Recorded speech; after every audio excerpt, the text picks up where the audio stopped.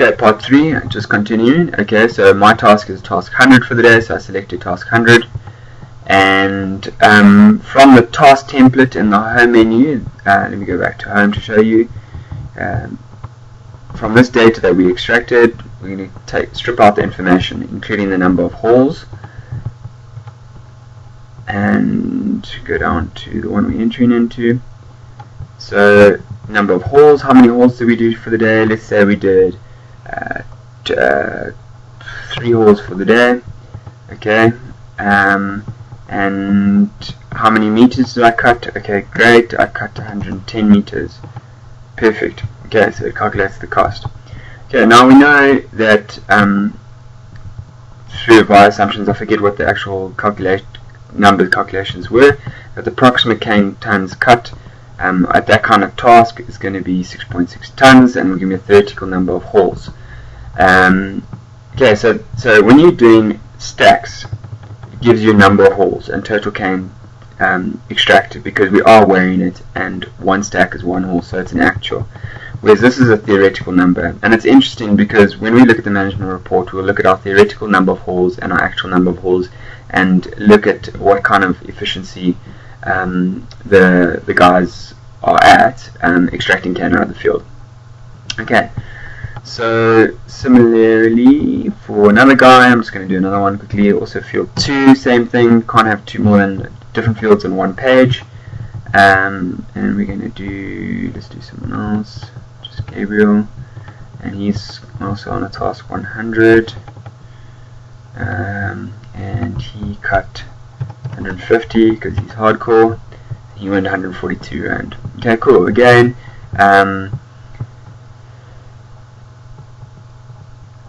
approximate cane tons updated, number of hauls, etc. Okay, I'm going to just do a random guy who's on a sundry activity. So let's just say, in fact, you don't even have to do put in a farm if he's not doing an activity, but I would anyway, just for completedness. And it says Lindiwe, and she's absent today. Okay, cool. Alright, so that illustrates the inputting of stacks and tasks. Okay, so the basics. You can have multiple farms on one day. No, sorry, you can't, because then the field will be an error. You can only have one farm on one page, one field on one page. You cannot have stacks and ropes on the same page, but you can have stacks and you can have sundry activities. Or you can have ropes and sundry farm activities on one page. But yeah, just to say it one more time, you cannot have tasks and stacks on the same page. Okay, so that's what you will do throughout the system. What I forgot to do here on this day was put in the date. So we'll say it's on the same date, on the 20th. Okay, boom. Okay, so you do that for each new entry and going down, and there's something like 36 pages, so there's more than enough for say you do 2 different fields on the same day or something. So there's room to just keep continuing and plugging in information. Okay, at this point you can either save if you wanted to, or you can just crack on if you're not finished.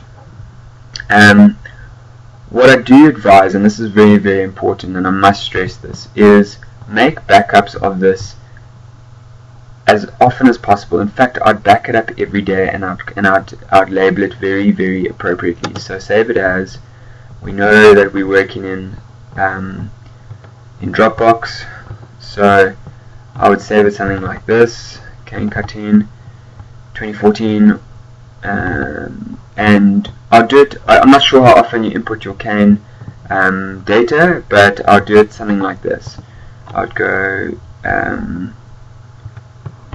2014, the month, the date, cane cutting input 2014. Okay, so it's dated there, date stamped, and you save it. That way, if later on you make a big stuff up, you delete the entire sheet, if the VBA stop working, then we can go back to the last week or the last time we entered data and plug in the information. Okay, I'm not going to save now because the stuff I don't want saved. So to go back to my worksheet. Okay, so now this comes the really cool part, is we're able to see from our data inputted, so we've been working in April, what's happening. Okay, so all that information that was inputted there has come through. We worked on Donneville Farm, the guys cutting stacks, and we're working on Mastiff, the guys cutting ropes.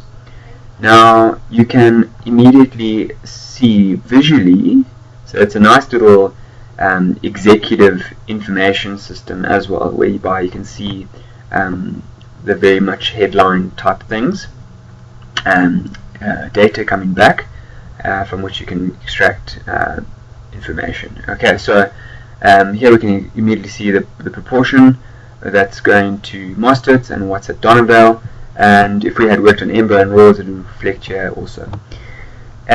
So here we have the tractor haulage on Donneville 2. Only 2 of us had stacks, so it was 2 actual hauls. And then, like I mentioned, for ropes, it calculates a theoretical number of hauls. And so we did well here because it should have hauled out 3.